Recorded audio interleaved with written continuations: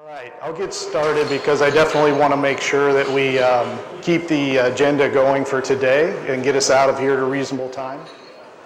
Again, my name is Matt Gates. I'm the Director of Intelligent Services Offers for Trane North America. And what I'm going to talk about here today is really now the merger of technology at a very high level through the Internet of Things and analytics and artificial intelligence and machine learning and all the cool buzzwords that you hear on TV every day. And I'll talk a little bit about how that technology is now available in buildings and what can happen as you start to take that journey with your buildings or with your customer and clients' buildings throughout the process. So the learning objectives here today, one of the things that you guys might not think about, but buildings produce a ton of data. And so you've got to listen to that data. What is that data telling you? And that's one of the learning objectives around some of these intellect and analytic-based systems. The other piece of it is how do you use that data then? How do you analyze it? How do you find the right opportunities? When you find those opportunities have to have action available to them. And that action also has to have a return on investment. And then lastly, how do you communicate to your shareholders, to your clients, to your customers, to your board of directors, to your sustainability efforts and dashboards? How do you communicate that throughout the life of that building? So when I think about it, using some of the same thought processes as we started it, what's the why, what's the how, and what's the what in this area of smart buildings? And so we'll go through all of these here on the agenda today, and I'll try to make sure we keep going fast, but we'll start with the why. Why is this technology important? Why is it available now? Why will it help us achieve that lower carbon footprint? Well, of course, energy efficiency is one of the big drivers. And so when we think about that, the ability for us to control demand, which we just heard about with the ability of storage, whether it's thermal or power storage, that's a really important piece. The renewables is also a part of that message. What about looking at lifetime cost? I think one of the other presenters was talking to us all and pleading with us, don't look at simple payback, to be able to look at life cycle payback. The other side is, from a market trend perspective, the why is so much more population growth in urban areas. It's happening globally, but it's also happening here in North America. More and more people moving into the cities, putting more and more pressure onto that generation grid. The increased regulations, obviously that's a big part of what's happening here in Canada today. We just heard about the GA part and other types of policies and I guess restrictions that are going to come to all of us as consumers. And then this opportunity is made possible by advances in technology. Some of this technology is amazingly interesting in the way it can come up with neural thought processes and mimic what we even do ourselves. We heard that a little bit earlier today as well. I'm not going to go deep into today's operating realities because I think most of us in this room understand those pressures. Do more with less. Do more with less staff. Whatever your budget is today, it'll be 95% of what it will be for next year. And so that pressure is always there.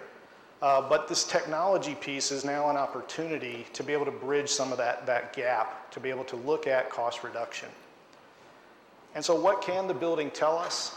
Well, here are some of the systems that now are collecting data and being analyzed pretty regularly under these types of smart systems or IoT-based systems. So when you think about occupancy, it's a big part of what we're all trying to figure out. We know that, and Mick and others had said it too, that when we can turn stuff off, that's the best energy savings that we can do. But when you start thinking about occupancy, how do we know? How do we know how many people are in this room today? And in a half an hour or a couple of hours, there'll be zero. So to be able to look at that and understand that is a really important part of it today. We're trying to look at those physical attributes. The other things that we know about is we know about the lighting systems.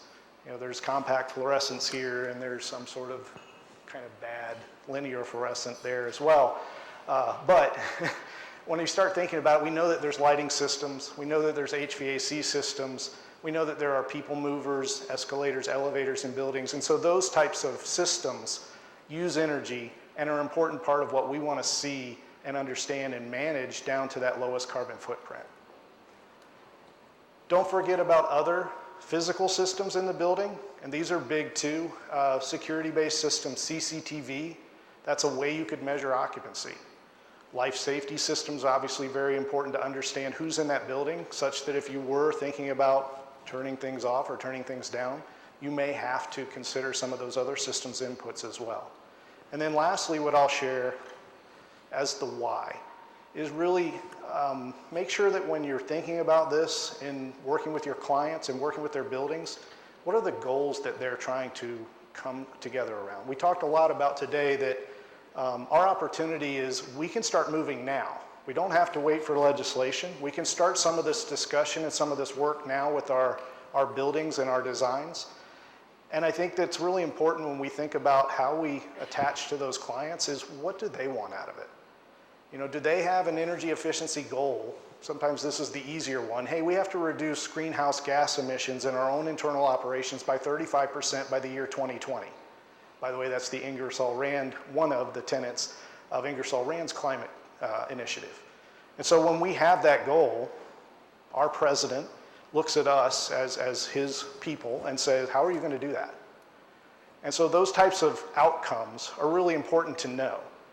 And that's an easy one because it's energy. But what if you're thinking about, I want to make sure that our patients have a better healing experience at this hospital? What if some of your funding, and this is a US-based issue, regardless of whether you're a red or a blue person in our United States area, what if some of your funding from Medicare and Medicaid was based on that customer satisfaction survey by the patient? Now you have a risk of losing revenues because someone did not have a great experience at your facility for healing. Is that an outcome that is multi-millions, probably multi-billion dollars of revenue that you could have at your hospital that you don't want to lose? And so there are lots of outcomes, but the point being, you want to focus towards that to have better learning environments, to have better tenant retention, to have the ability to heal patients faster and better. Those are the true outcomes and the reason why those companies are in business. Running a building is kind of a means to an end or a necessary thing that they have to do. So what we try to talk about is use their outcome goals and use those words because they're important. So how do you do that? How do you make those changes? Well, we talked about understanding outcomes. I think you have to think about that strategy at first. Yes, the pressure around carbon neutrality is a great outcome. We all want to get there. That's one part of that strategy.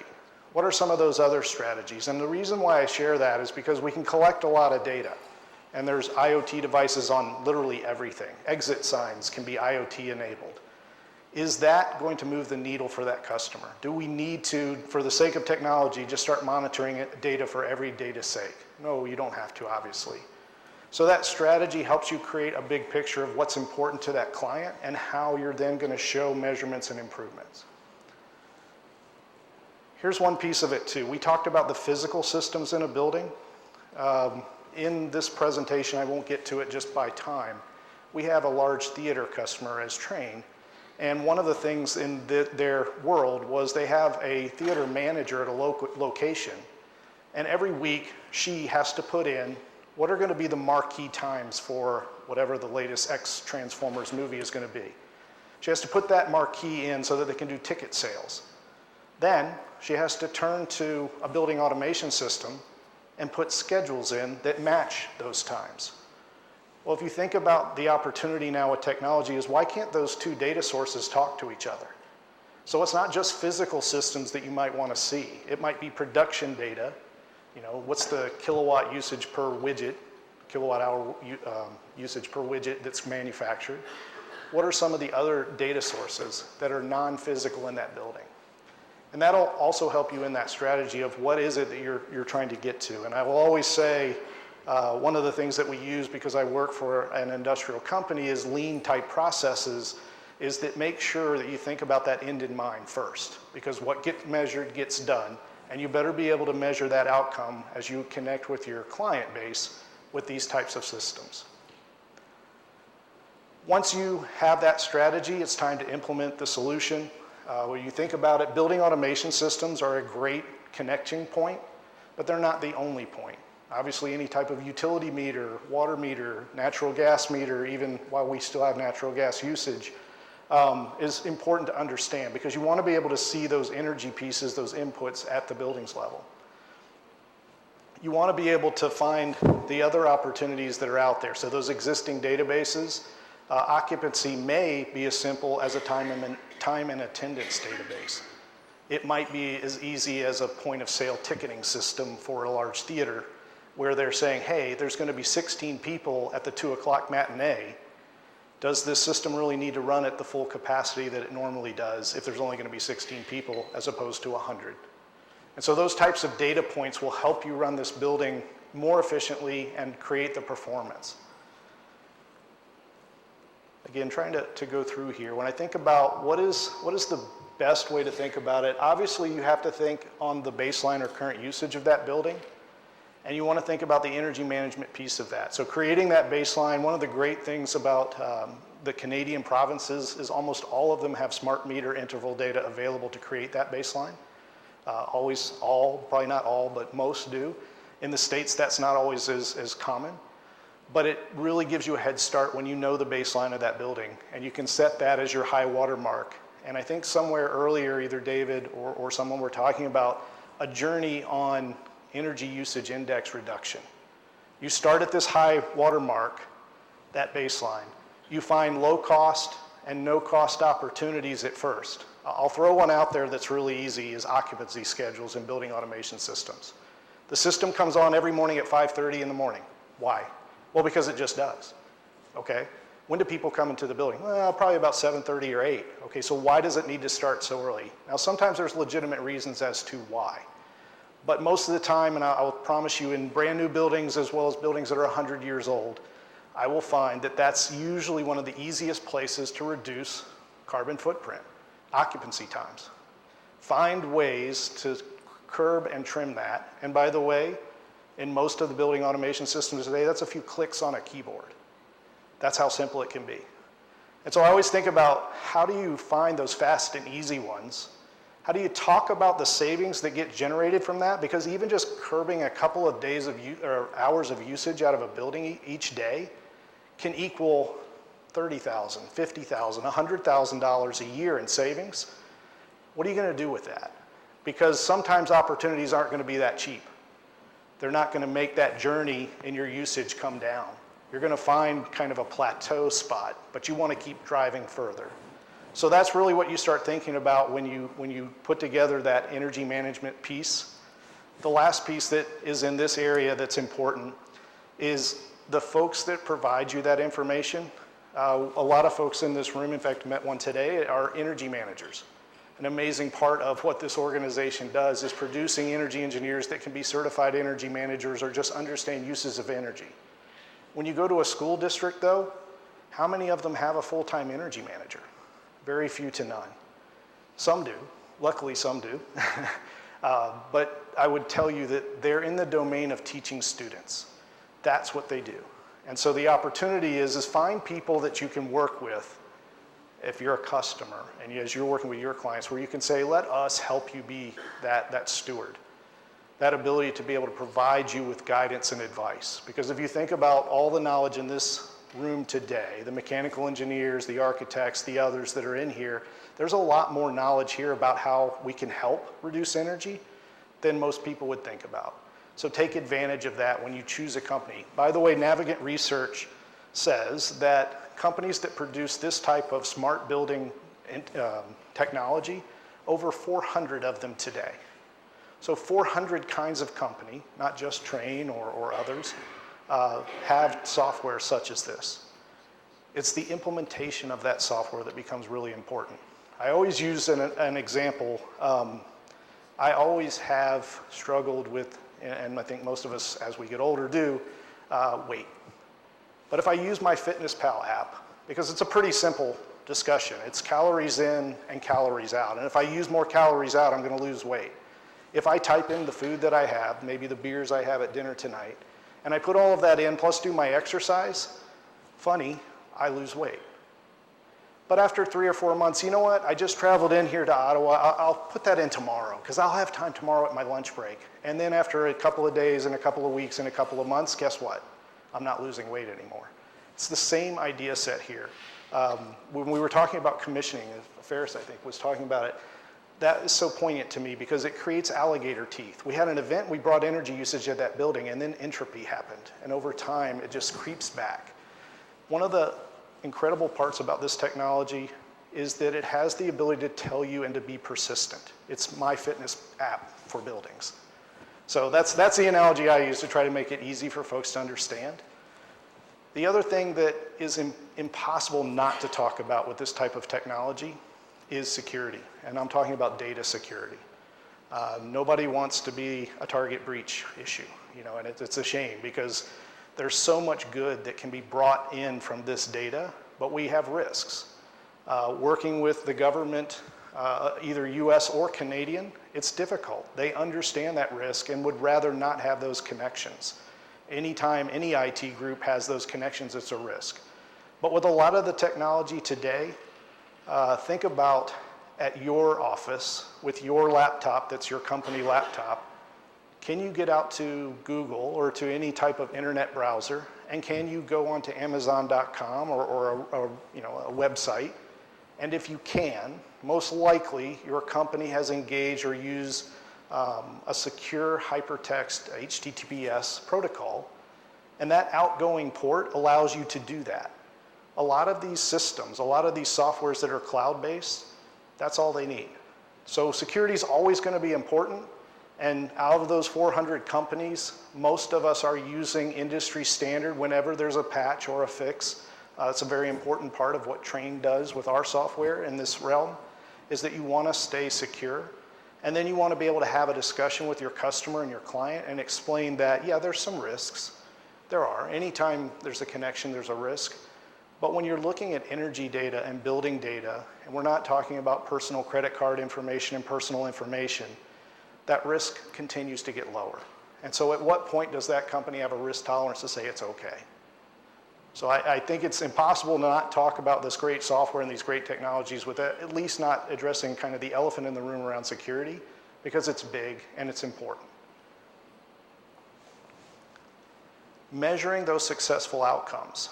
So you created those outcomes and those goals on purpose. You created that strategy on purpose. What gets measured gets done. You want to be able to show in either the dashboards on the software or in any reporting output of that software that you're hitting those targets. And if you're missing those targets, go find the root cause why. And so that's the great part about this technology now with the analytics and the way that the machine learning is happening, is that it's finding problems over and over that most of us would never see. I'll use an example of the Trane building in White Bear Lake, Minnesota, St. Paul suburb of Minnesota. One of the challenges that we found is that even in the winter, we were bringing on compressors on certain rooftop units. Why? It was 20 degrees F outside. It was very cold. We did not need to be doing that. Well, the logic in the rooftop unit was at a point where it said, hey, there's quite a bit of differential from the unoccupied temperature to the occupied temperature, and it actually needs cooling, believe it or not. And so certain parts of the building always have a need for cooling. It was bringing on a compressor for about 5 minutes and turning it off. The way that we found that is that this software was looking for economizer failures. Why wasn't the damper open? It was that data that allowed us to find that those compressors were coming on. I will guarantee you, even some of the best technicians that we have would have never found that problem. Yet we were using energy unnecessarily and unwisely, and that was silly of us. I mean, there's enough engineers in that building that, we should all know that. Why do I share that story? I don't want to put Trane in a bad light, but I want to use a reality that this happens in people's buildings all the time. And so that drift or that problem or maybe even a programming spot at the beginning of a job just was never caught. And it was such a small detail that it would never be found again. So the point here is that measuring those outcomes become very important. And being able to monetize that to help the customer see the value is also very important. What does that bring as benefits? Well, when you think about it, a lot of it is comfort, reliability, uptime, and then compliance. Because as you guys see here and what's happening in Canada now is that the importance of that carbon neutrality is going to create penalties if we don't get there. So we have the opportunity to get there, When you think about the areas of other benefits, occupant comfort, better learning environments, better healing environments, those are the things that are important to our customers as well. Make sure that in addition to what we share in savings of energy, that we're also looking for what is also improving in this building. I'll use hot and cold call complaints because they're a traditional problem for maintenance staffs. I'm so busy running around here doing hot and cold complaints, I can't get anything done. I can't do the preventative maintenance on the systems. Okay, so if that becomes one of our outcome targets, how does this technology help you solve that? So that you're not coming into a cold space or a hot space every morning. If that can help them and reduce those, then they're saving money in their staff and allowing that staff to be more productive doing the things they're supposed to do in the building. So again, just another outcome to think about. So what is it? A lot of times today you can start pretty simply and just say, hey, there's interval data coming from utility meters. Start there. It's a simple way to integrate. It's not the highest cost in the world so that you can get that either through a building automation system or directly from the utility meter. Start thinking about how you're going to visualize that baseline. And this particular graphic really just shows that, hey, over a course of a year, and if you look at 24-hour period, every slice is a day, what are the kilowatts usage in that building? This is just a simple visual for that. Your big opportunities at first, occupancy schedules. Make sure they're correct. Your next big opportunity after that is after hours usage. Anytime you see little usages, little bumps in this area, then there's usage of energy, but why? And sometimes it's necessary. You know, it was another system that had to come on, domestic hot water or something to that effect. But sometimes it's not. The other thing, and we talked a lot about that with the renewables and the energy storage, is the area of saying, how do I curb these peaks? I think about all of the sequences of operations that I've read over my very long career in building automation systems. When the lead chiller is on and it's been on for 30 plus minutes and it's at its highest capacity and you're still losing chill water supply temperature in the building, it's time to bring on the lag chiller. Well, okay, that's just embedded in my brain. It's just a sequence of operation thought process. What if that sequence changes to say, and the peak of the building's not being met? It's under the peak. Oh, okay, well, this is another simple sequence change that can happen. It's not a big deal from a programmer standpoint. Get it all done. What if the next one is, oh, and it's 3:30 in the afternoon. Do I need to bring on that lag chiller? No, let the building ride. It'll be okay until 5 p.m. when everybody goes home. So just those kinds of decisions being added into the energy management strategy using this kind of information that you'll see out of the technologies allow you to get to that spot of helping your clients and your customers reach that carbon neutrality faster. I'll skip through here with just trying to get to a spot where we close this out. I think those performance reports, and these are just examples, obviously there's different kinds, but something that gives a customer a pretty concise output. So 2 or 3 pages or an executive summary brought to that so that they can see the value that they're getting both from that software, you know, the fitness app is helping them lose weight, but that they're also achieving their targets and their goals. So lastly, what I'll talk about here, do my build. The opportunities for business are big with any IoT information, because the nice part is that new databases and new sensors are becoming cheap and available all the time. And so you'll be able to see and measure more. That's always going to be an addition with these types of software. The machine learning, we talked about this morning a little bit about what I'll call the self-healing building. What if the building could correct itself? That technology is happening every day. I have the luxury of being a part of Trane to work with companies like Microsoft and IBM Watson's and others like that. The technology that's being created on machine learning is amazing. And so all of that's coming. I'll say it's a few years out before we get to the perfect world, because last I looked, we'd still have to change filters and do some of the manual parts ourselves, but maybe drones can start doing that too. But there's a lot of decisions in the building that can be made about how to use energy that can be automated, even today. So you think about the ISO discussion that was just happening. And if I give you a signal that says reduce your usage, that's a self-healing building, because it knows what's available to be shed, and it can start taking that energy usage off immediately. That's the type of information that these technologies and analytics can provide. The last thing I'll say too, and again, it's really just that area of thought process, is when you measure those outcomes and you find new opportunities, the ability to show the true savings of what that's going to generate really helps our customer base, because we don't have unlimited capital funds, but most of us would be responsible enough and are starting to think in that sustainable mode to say it's worth investing in some of this building. We saw some of the building envelope ideas as well to fix things. And so show them when we're doing savings so that they can take that money wisely, reinvest it back into the existing heritage building or whatnot, and make those fixes. And with that, I'll go to questions.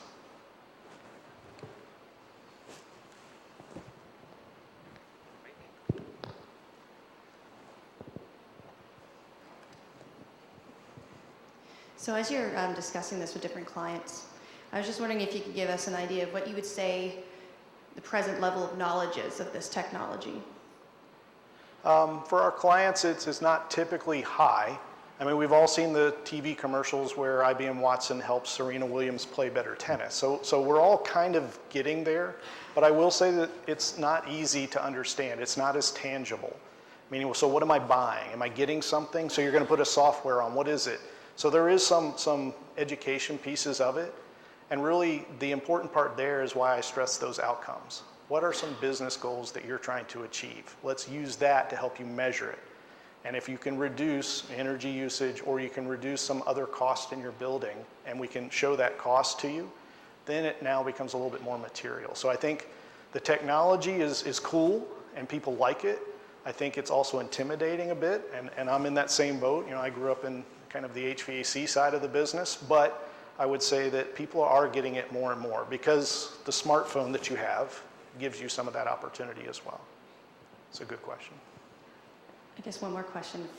Sure. So given that level or the low level of knowledge that we know that a lot of these potential clients might have, and given the number of security challenges, I'm wondering what Tran has as your own sort of ethical standards for when you're working with clients. I mean, one of the things that you'd mentioned was ensuring that you're not giving them something they don't need. Right. But we also know that, I mean, I just did a tour of Cisco, and while I was walking through, they're like, oh, by the way, the lights are also measuring your heartbeat. I'm like, what? You know, so there's crazy amounts of technology that are already out there and being distributed. So I'm just wondering, you know, do you guys have any kind of ethical standards that you personally are using as you're going out and pushing this out? Yeah, we don't have a specific standard as such, but I would say that the things that we try to work with our customers around is we don't want any individual information, clearly. You know, I don't need to know that your heart is beating. Well, I mean, I hope it's beating, but I don't need to know that type of stuff. So in certain clients that we work with, well, we have a customer list. Well, I'm really interested more in the temperatures, humidities, and electrical usage of the building, so I don't want that. In the US, we have HIPAA, which is a protection for private patient rights, and so none of that information can be given to us. But it's a tough world because there's bridge aspects such as Comfy. It's an app that on your phone, you're sitting in the office, you can say, I'm hot or I'm cold. And that is polling an individual. So, but in that, it's kind of harmless, I would say, in the respect of all it's doing is giving you some information about how it feels in the building. So as long as it stays in that kind of level, we're pretty comfortable with it. We would not want to get into deeper personal information.